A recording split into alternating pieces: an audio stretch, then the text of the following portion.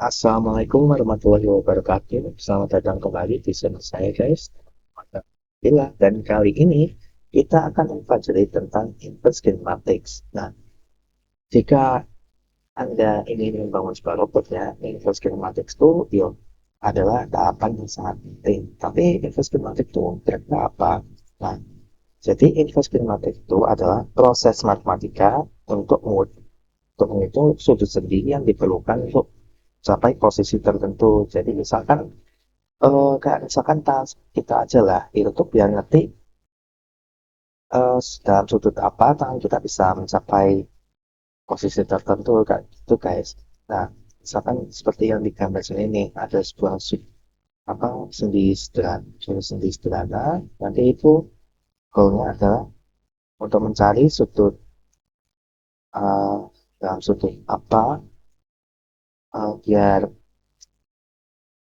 bola warna biru ini bisa mencapai titik tertentu kayak gitu guys. Nah, biasanya inverse kinematic gain itu sering digunakan dalam ya animasi, robotika, sama pemodelan gerakan. Jadi ini merupakan hal yang sangat penting untuk uh, mengembangkan sebuah mekanik robot kayak gitu guys. Nah, berikutnya untuk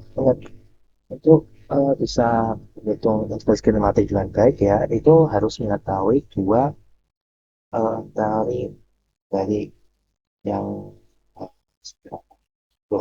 yang sekiranya masih cukup sederhana. Jadi itu pertama adalah aturan kosinus ya. Jadi kalau misalkan cari panjang cari panjang sebuah sisi segitiga, tapi hanya dengan panjang lain sama sudut kayak gitu ya. Dan, jadi misalkan kalau kita mau mencari kayak C, sisi C yang di bawah nih, itu kan berarti C kuadrat itu sama dengan A kuadrat tambah B kuadrat dikurangi 2 sisi AB dikalikan cos sudut C yang di atas ini. Nah, ada di depannya sisi C. Nah, ngomong-ngomong soal sudut C, berikutnya adalah uh, untuk mencari adalah rumus-rumus sin costan nih. Nah, ini pasti udah pada ingat semua kalau mengikuti pelajaran matematika di SMA nih ya. Nah, ini tuh misalkan kita punya sebuah segitiga dan tiga sisi sudah diketahui semuanya gitu ya. Nah, itu tuh rumusnya itu ya sangat mudah kayak gitu. Misalkan ada sudut A di sebelah kiri sini, itu kalau misalkan kita mencari sinnya, itu tinggal si depan dibagi sisi miring, depannya A sama sisi miring sini. Cos A itu sisi sampingnya yang di bawah sini sama sisi miring. Terus kalau kan A itu sisi depan dibagi sisi miring, itu dibagi sisi samping, maaf guys. Nah, itu dulu saat SMA ini aku ingatnya itu tuh caranya sin D ini cos sami terus tan desa gitu. Ini biar buat lebih ingat aja deh. Nah, kita langsung aja ke salah satu contohnya nih ya. Misalkan kita punya sebuah sudut yang ada dua batang abu-abu nih. Maaf kalau kurang kelihatan ya, tapi ada dua batang abu-abu. Nah, kita ingin cari posisi E-nya ini yang X, Y sini ya. Jadi ini pertama kita buat sebuah segitiga dulu dengan sisi R ya ini tuh siap paling panjang. Nah, teorema Pythagoras berarti kan R kuadrat sama dengan X kuadrat plus Y kuadrat gitu ya. Nah, kalau kita misalkan memakai uh, aturan kosinus ya seperti yang di sisi kiri, berarti ini R kuadrat sama dengan A1 dikuadratkan, A2 dikuadratkan, dikurangin 2 kali A1 kali A2 kalikan cos alpha. Ya. Nah, tapi kalau cos alpha-nya gimana? Kan belum diketahui. Ya udah, kan kita udah mengetahui R kuadrat, kita udah mengetahui A1 sama A2, tinggal dikeluarkan aja cos A-nya. Cos A sama dengan A1 kuadrat plus A2 kuadrat minus R kuadrat per 2A1 kali A2. Nah, bisa diturunkan lagi menjadi ini apa? A1 kuadrat plus A2 kuadrat plus X kuadrat apa min X kuadrat min Y kuadrat sama dengan 2A1 kali A2. Nah, ini ya rumus ini buat cos alpha itu tadi guys kiranya. Nah, untuk mencari sudut Q2 ini kan lihat garis titik-titiknya nih. Ini kan sudutnya kan 180 derajat atau P gitu ya. Nah, kita kan sudah menemukan rumus buat alpha atau setidaknya cos alfanya gitu. Kalau misal jadi cos Q apa bukan cos sudut Q2 itu sama dengan P dikurangi sudut alfa kayak gitu. Nah, untuk cari cos Q2-nya ini itu berarti sama dengan min cos A. Jadi cos Q2 sama dengan X kuadrat plus Y kuadrat min A1 kuadrat min A2 kuadrat per 2A1 kali A2. Ya. Nah, ini tuh nanti rumus ini, cos Q2 ini nanti akan digunakan untuk mencari sudut pertama yaitu Q2. Nah, berikutnya. Nah, eh, berikutnya yaitu untuk pertama-tama aja ya. Nah, kita perlu sebuah sudut plus ini dilakukan sin Q2 spesifikkan 2 dengan akar 1 min cos Q2 kuadrat. Nah, kita pakai hasil pencarian Q2 nanti dimasukkan. Nanti hasilnya itu dikalikan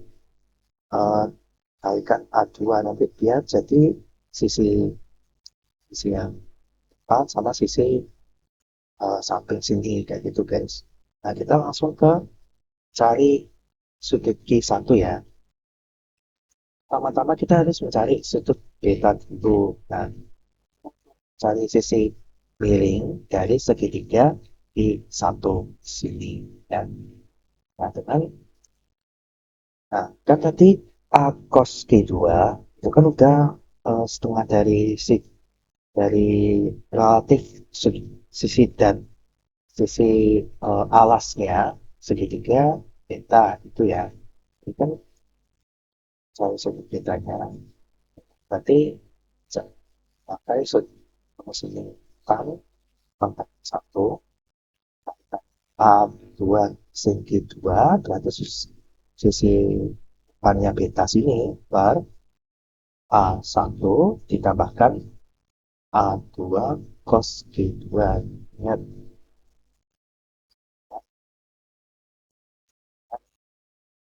per samping. Sampingnya itu A1 ditambahkan A2 cos Q2 sini. Nah, itu menemukan kita ya. Nah, tapi kita untuk mencari G1, kita harus cari segitiga komplit dari sudutnya. Misalkan, misalnya tarik dari titik E ke bawah, ini sebuah segitiga gitu. Nah, sisi sini yang sisi miringnya segitiga beta itu jadi sisi miringnya segitiga baru ini. Nah, kita tarik sebuah garis turun, terus membuat sebuah segitiga baru dengan sudut gamma. Nah, eh, jadi besarnya sudut gamma ini tuh cukup mudah, tinggal kan pangkat 1 kalikan Y per X kayak gitu ya. Nah, untuk mencari Y1 tinggal yang sudut gamma dikurangi sudut beta. Nah, karena Q1 berarti Q1 itu sama dengan kan pangkat 1 Y per X kurangi kan pangkat 1 A plus 2 per A1 plus A cos Q2. Nah, ini buat sudut yang paling bawah sini dari grafiknya. Jadi, itu akhirnya kita punya dua rumus untuk satu simulasi gerak gitu ya. Jadi untuk Q2 yang di atas ini dapatnya cos pangkat min 1 x kuadrat plus y kuadrat min A1 kuadrat A kuadrat per 2 A1 kali I1. Tuh. Terus Q1 sama dengan tangan pangkat min 1 per y kalikan y per x kurangi tangan pangkat min 1 A2 sin Q2 per A1 plus A2 cos Q2. Nah, jadi ini kita harus mencari Q2 duluan sebelum cari Q1, dan itu kenapa dinamakan inverse kinematik, karena kita menghitungnya dari ujung lengannya dulu yang sifatnya, lalu mundur sampai ke sendi sudut ininya sudut penampaknya, kayak gitu. Nah, tapi kan kalau misalkan sudutnya di tengah nih itu tuh bengkok ke atas ya, seperti ini, berarti itu tinggal diminuskan saja. Yang tadinya cos itu dijadikan min cos, yang tadinya tan dijadikan plus tan, kayak gitu ya, mudah aja sih. Nah, berikutnya nih saya akan kasih sedikit uh, simulasi dari ini ya. Jadi sebentar dulu guys. Masa tadi saya sudah dapat sebuah website nih yang dibuat oleh dosen saya, Pak Rofik Cahyo. Itu dosennya cukup apa cukup baik gitu lah. Jadi udah dibuatkan sebuah program ya untuk mensimulasikan kerjanya inverse kinematik kayak gini. Jadi kita punya sebuah sendi ini, yang sebuah sendi sebuah lengan dengan dua sudut gitu ya. Jadi kan kalau misalkan kita jadi y misalkan 120, terus x-nya misalkan kayak jadi 120,120 ya.